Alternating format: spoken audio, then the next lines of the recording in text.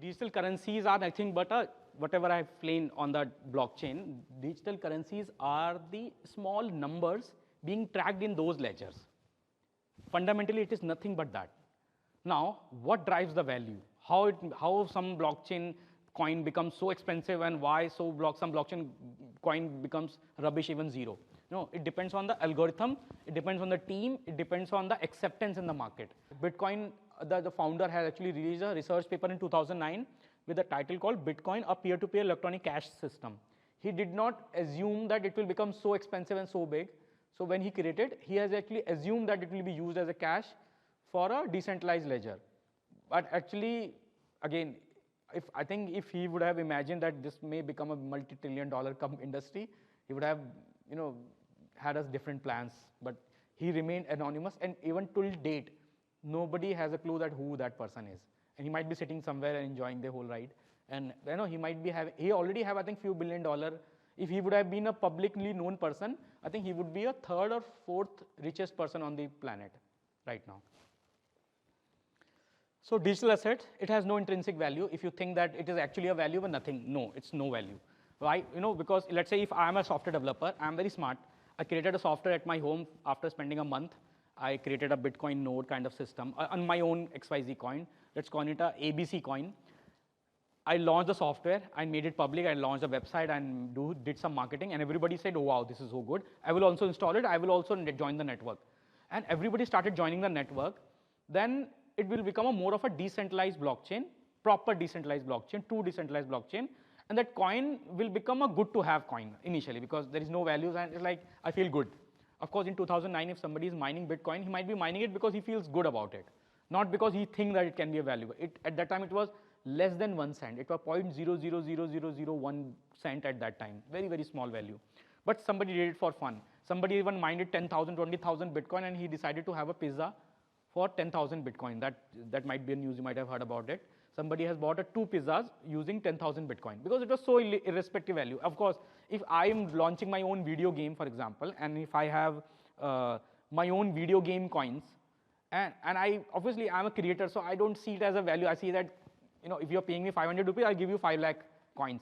What if those video game coins become so valuable that everybody wants it, so everybody's selling at a higher value, right? Because if everybody wants it, I will not sell it at lower value. So it's a supply and demand concept. So in that case, this ledger, the entry in that ledger become actually highly valuable because everybody wants it. And what makes the Bitcoin ledger entries so valuable? Because nobody can change it. So initially what happens is, let's say when 10,000 Bitcoin worth of pizza has been transacted, people say that, okay, now this is something. So somebody has started selling it at slightly higher value. Somebody had bought it at $3, and then they have sold it at $6. They felt good about it, right? And then they bought it again at $30 and sold it at $60. So this has eventually started gaining traction because everybody was trying to make money and everybody is trying to hold the value, hold that coin in their wallet. And when somebody was trying to hold the value in their wallet, others were interested in buying it. So that trade transaction has started happening in the market. And when the peer-to-peer trade happened in 2012, I think the Coinbase has launched. Coinbase is one of the largest cryptocurrency exchange in the US. And that when they launched this exchange, it became a day-to-day person thing. You can just go to Coinbase, buy some Bitcoins and enjoy it. And slowly, eventually it started becoming a valuable asset. And 2016, I think it went, December 2017, it went around $19,000. And then after that, it crashed badly and it became $3,000, $4,000 worth of Bitcoin. Nobody thought that it will be valuable, right? But then again, it went back to 60,000, 68,000 was the recent highest all-time high in Bitcoin. So again, this value is completely subjective based on the supply and demand. What is the core value? It's a leader. Bitcoin is itself a leader in that space, right? Majority of the market share is with them. Plus, it is so secure, so mature that it has never been hacked. So that also adds a value. And Bitcoin is considered as a leader of cryptocurrency. So that is also adds a value. So mostly it's a FOMO and people who are perceiving the value. If you say that, okay, shall I, right now, let's say it's a $48,000, shall I buy 5 Bitcoins? The answer is very subjective. It may go to 16,000, 20,000, even $10,000. Very much possible. Very, very much. And if you panic and you sell, you'll get nothing out of it. You'll just lose your entire money. But if you hold, maybe you feel that, okay, who cares? It's okay. I know it will come back. And let's say after maybe 2 years or 3 years, it went to $150,000, then you will get rewarded, right? So it's like a share market. You never know. But again, if somebody steal your coin, somebody take your coin, or you send someone your coins, there is no way you can recover that, and you don't have any trusted third party. For example, in share market, if somebody steal it from your Demat account, you can still go to SEBI or other brokers and then ask for their shares, and they can actually resolve the dispute mostly. But in Bitcoin or kind of network, there is no one who can actually solve that. So completely decentralized other things, intrinsic value created over secure decentralized network.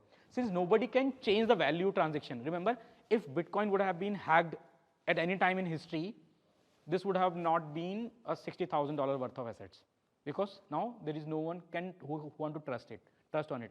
And since Bitcoin network is actually so decentralized, the chances of it going down to zero is almost none.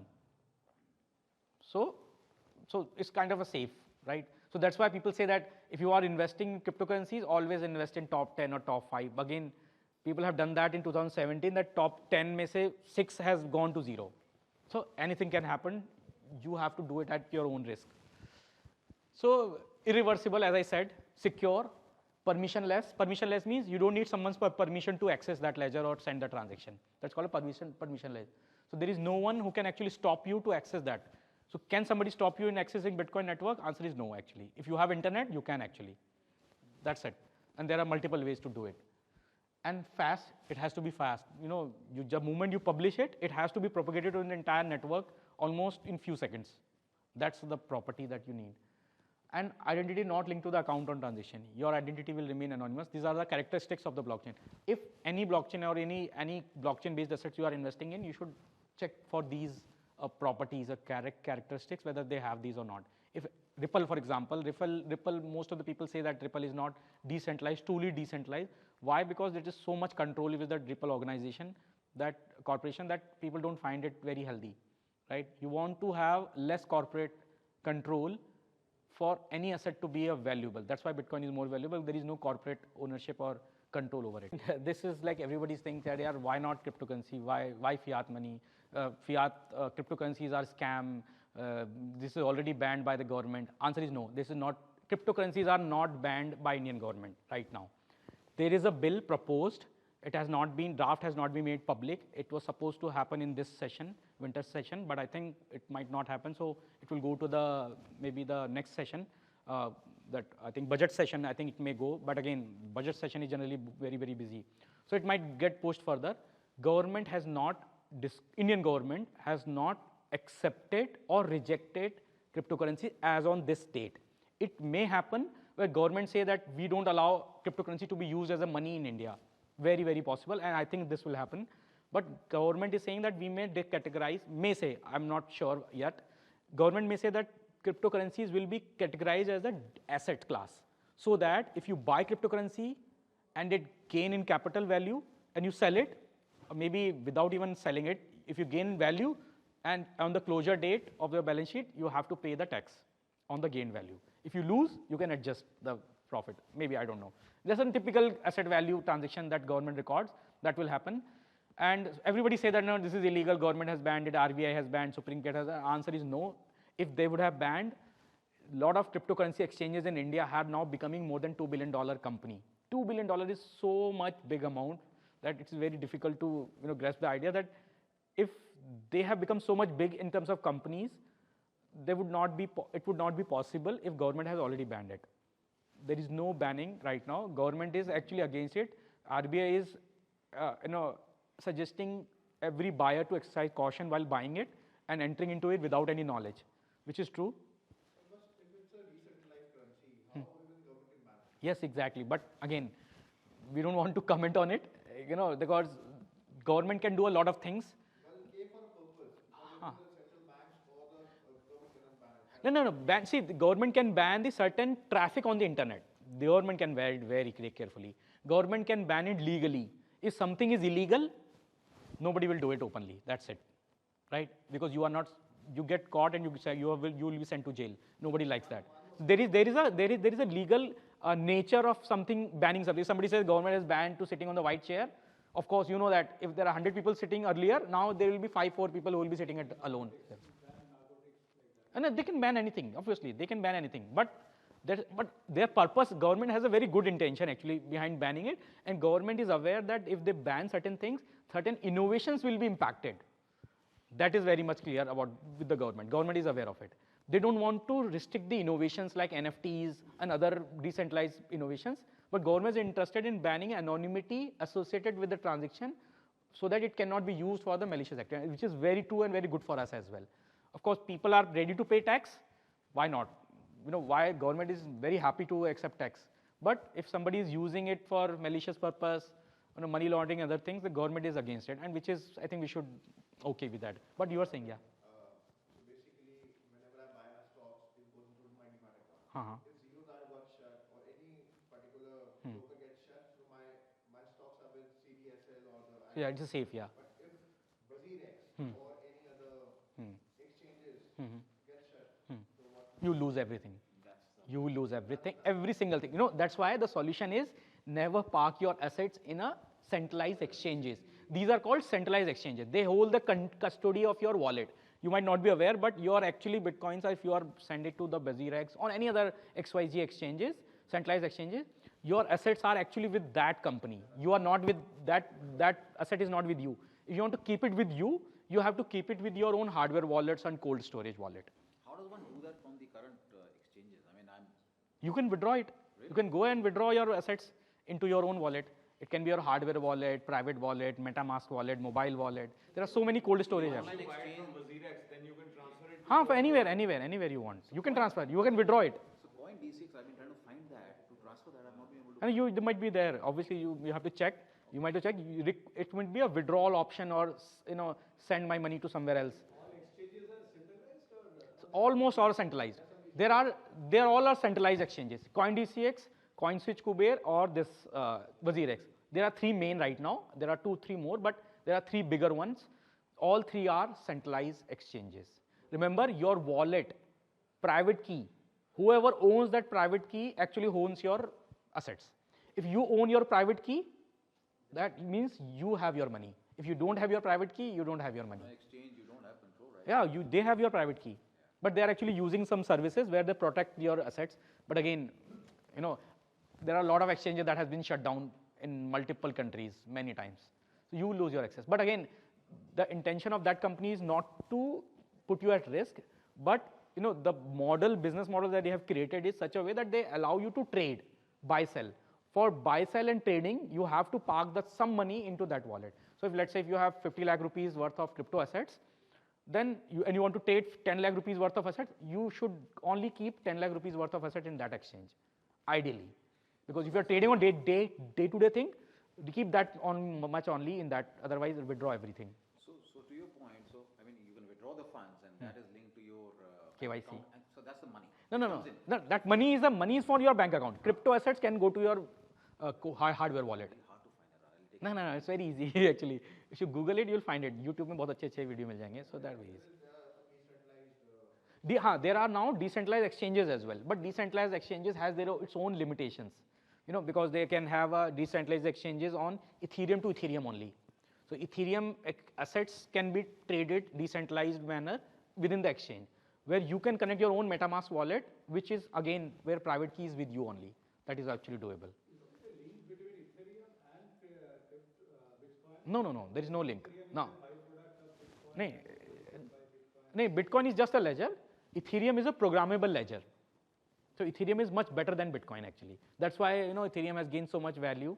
So if you look at the 5-year financial gain numbers, the Ethereum has gained much more than the Bitcoin value. Because Ethereum, when I started in 2016, Ethereum used to be $8 and Bitcoin used to be $200 at that time. I still remember. That's when I was learning, but I was still not. I never bought any cryptocurrencies yet. I was given some few things, few dollars, some other thing for the experiment and development purposes. Actually, I don't invest in cryptocurrencies because I find it distracting. I feel that I can build a lot of value when I focus on the blockchain technology and my company. The company equity value is in few hundred crore rupees. Why not focus on that? So I'm personally that, but again, I know everything about the crypto trading, but I don't I can help you in few things, but I cannot suggest you whether you should invest or not. That's a financial advice that I'm not actually eligible. Again, do it at your own risk. Remember, they can definitely go to zero. I can guarantee you in writing, everything you're investing in Bitcoin can go, cryptocurrencies can go to zero. It depends whether it will go to zero or not. It depends on which coins or which blockchain you are trusting and what is the nature, who is the team behind it, and how mature and genuine they are. Value defined, but as you said, it's just a ledger. Ledger, yeah. You're not interested in the entry. You are interested in making money, right? If I, How the value is determined? For example, shares को तो पता है ये value इससे आनी है, कुछ ना कुछ technicality. अभी you might have heard about the news. जैसे share market में होता है सब. Let's say if let's say a company is launching a new product line, so you know that share market value goes एकदम immediately high, right? So that same thing happened with the blockchain Bitcoin ETF. SEC in US, Security Exchange Control in US, has decided to launch the ETF on blockchain or Bitcoin in the NYSE. So I think Nasdaq में हुआ था. I think that Nasdaq they have decided to launch the Bitcoin ETF. The moment news came, even before that, because journalists have started launching the article that SEC is approving Bitcoin ETF. The moment the news came into the market, Bitcoin jumped immediately because everybody is accepting it. So it is also like this. If a technology coin is actually accepted by big corporation like Tesla, for example, you might have heard that Tesla said that we will accept Bitcoin for the buying cars. The moment it happened, everybody started buying Bitcoins. It's true. This is exactly like the corporation. So most of the value of the cryptocurrencies are actually determined by the FOMO. People see the value. If everybody is using it, it is actually more valuable. So if you are investing in a coin which nobody knows and nobody is aware of, remember, your money can go to zero. The chances of money going to zero is very high if it is not the very known decentralized cryptocurrencies. And also the utility. Actually, most of the companies are nowadays launching their coins with a purpose. That if you buy this, you can use this coin to do this. If this is actually important and useful and everybody wants to do it, that's useful.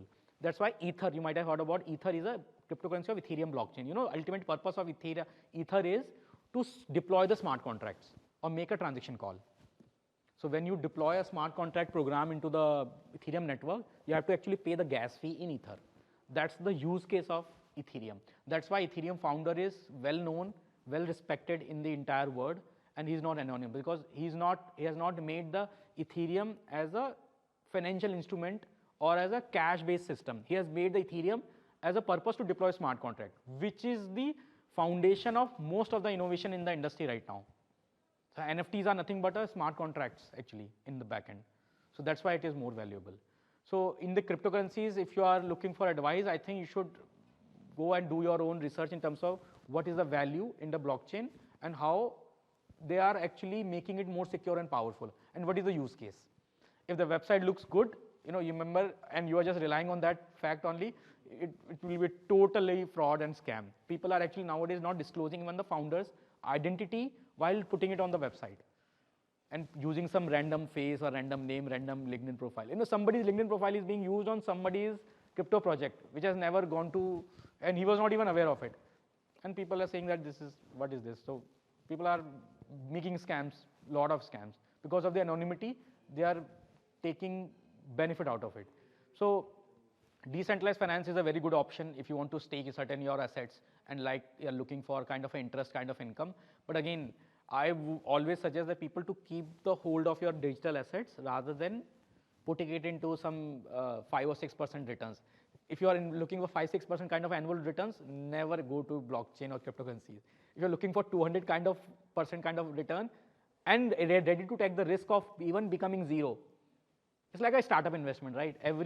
I think 9 out of 10 startup fails. So if you are ready to that kind of risk, I think you should jump into that. Otherwise, don't do it. And it's better you can invest in the equity startup investment. That will be much easier. Stable coins, you might have heard about stable coin, right? USDC, Tether, these are the stable coins. Stable coin, nothing but a crypto coin, which actually backed by $1 US. So 1 USDT is equal to $1 US. So what happens is there is a company in US. I think it becomes now a foundation kind of company, a trust, actually a Tether trust. So what they do is, if you pay them, let's say $500 million, they will give you 500 million USDT back. So remember, so number of USDT circulated in the market is actually backed by the US dollar they have in their bank account. Again, whether they use that money to some malicious purpose, whether they lie, or whether they release more coins than the more money they have received, is not something that is well known. But again, US government is taking care of it, because government has already started sending notices that you have to disclose how much money you actually have and how much coin you have actually dispersed in the market. But again, it is being considered that every money is backed by every coin is backed by a real US dollar. That's become a USDT. Similarly, it can be USDC is also another company actually doing the same thing. So there is no difference between USDT and USDC. Remember, that's one, right? And then stable coins. When you say that USDT, you get paid dollars and you get that, Huh. then why the value of dollars and why the value of USDT is different? Slightly different, na? Because there is always a supply and demand. That gap will always be there, right? Somebody has, let's say I have 100,000 USDT and I want to sell it, and I'm desperate. Then the buyer who is not desperate has put it value as, let's say 0.99, right? He's not desperate and I'm desperate to sell. So what will happen? There will be a match and I will sell it 0.99. You might have seen that it goes generally 0.99 to $1.01. That's it. Because of the desperation, people generally have to sell and buy. And suppose you are feeling that I need to buy Bitcoins immediately. So what you do is you are desperate in buying. If somebody is selling at $1.01, you will still buy it because that seller was not desperate, but you are the buyer was a desperate. So that's why there is always a gap. But again, mostly it is $1. To convert your fluctuating cryptocurrency into a stable cryptocurrencies. Simple logic. Sometimes let's say you bought $100,000 worth of USDT and you want to convert them into Bitcoin. Whenever you just keep them in USDT, when the Bitcoin goes down, you just buy it. And then your USDT converted into Bitcoin. Now the Bitcoin goes up, you convert your Bitcoin into a stable currency. Remember, you have lesser and now you have higher. You gain the value. But again, you have not realized the money in your bank account. It is still a cryptocurrency. But cryptocurrency which will not fluctuate at all. So people do it actually.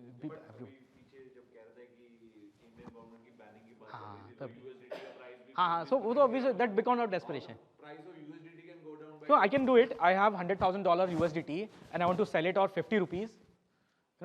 That US Tether company cannot stop me, right? I can sell it at any lower value. I can sell it at higher value if you are ready to buy. So the value depends on demand and supply.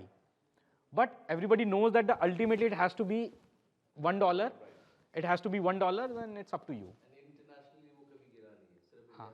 India actually, mostly if you are selling it at 50 rupees, you are mad. You should not do it actually. You should hold. You should wait for time. And it was panic selling. Is it possible to buy it in India and sell it outside? Yes. Everybody doing it. But again, government is against that. Government is against that.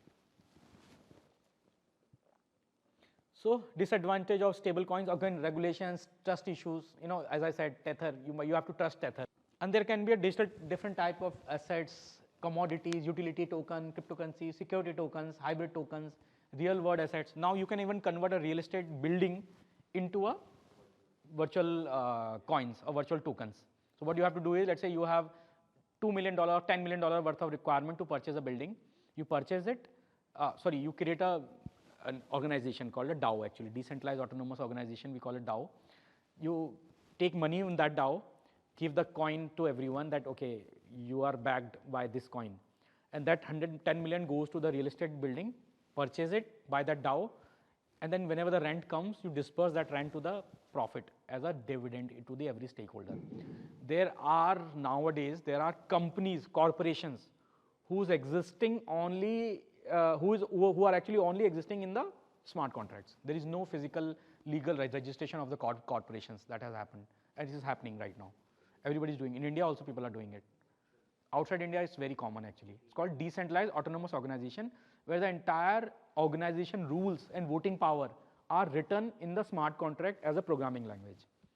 So but the DAO, what happens is, in place of the actual shares, you get a token of that DAO.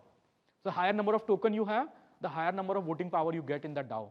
Somebody propose a proposal that we will do this. If you have a higher voting shares or the tokens, you can actually deny that proposal. Is this activity a revenue source for the Ethereum owners?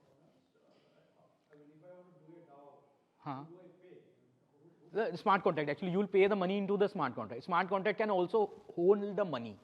So DeFi smart contracts are nothing but that. So when you pay the money to the smart contract. Smart contract will start compiling money in itself, that organization, money in itself, and it keep issuing the stakes. It's a virtual organization. It's like DAO. That's called an organization. That's happening actually. You know, people have changed so much. The world has changed so much. You don't need to actually register an organization. If you go to Switzerland or other, a lot of entities outside India, where you can actually create an organization out of smart contracts. The world has changed a lot, and you might not be able to realize it, but now the DAO can be actually run by your fridge, washing machine, microwave oven. Even that is happening, where people are actually making these computation power, because every device has the computation power. They are using that computation power to actually support certain organization within the network. So it might not be very far away when your fridge might be a director of your company, because it is happening and it is so realistic. You might find it that how it is possible. The answer is yes, it is happening. You know, there are people, I think I have heard the news, I think 2 years back, where somebody has taken over a lot of microcontrollers or the processors of these IoT devices and started mining cryptocurrencies. You know, because your machine, you might be feeling that it's very slow now because of some other things, but you might realize that there is a virus or there is a malware which is actually mining cryptocurrencies. And you might also have some virus in your laptop which is already mining cryptocurrency in the backend, and you might not aware of it. Because that petahash that I was telling you, that petahash will be sent to the pool. And even if you are submitting 1 lakh hashes per second, it's irrelevant to them, because they are actually getting some pool value. Right? Let's say 1 million machines submit 100,000 petahashes together. This will become some few petahashes, and they will get rewarded with the Bitcoin in their wallet. And you will lose your machine, and you say, it's getting very hot again and again, battery getting exhausted again. But it might be a virus which is mining cryptocurrency. It has happened and happening nowadays. It's a very common virus. It's more of a malware actually. Antivirus. You have to actually reset your machine. Once you realize that there is something, either malware analysis softwares are there, or you have to restart your machine. It gets infected. It's like a typical virus, nothing more than that. The purpose of the virus is to use your machine's computation to send the hashes to the mining pool. The only purpose is that. And so you can actually use the MetaMask wallet. MetaMask is a Chrome extension actually. It's a very small wallet which you can use to interact with the Ethereum blockchain. MetaMask is for the Ethereum-based blockchains only. So you might have heard about Polygon Matic, right, which is a very good cryptocurrency, which is having 2 seconds as a mining block frequency. Bitcoin has 10 minutes, Ethereum has 15 seconds, while Polygon has 2 seconds. So every 2 seconds, there was a new block which gets mined to the blockchain. And Polygon is actually founded by Indian founders, and their founders are invested in NFTically, in my company. And I know them personally, and they help us in our business strategies. And their blockchain, Polygon, is very famous in NFT space.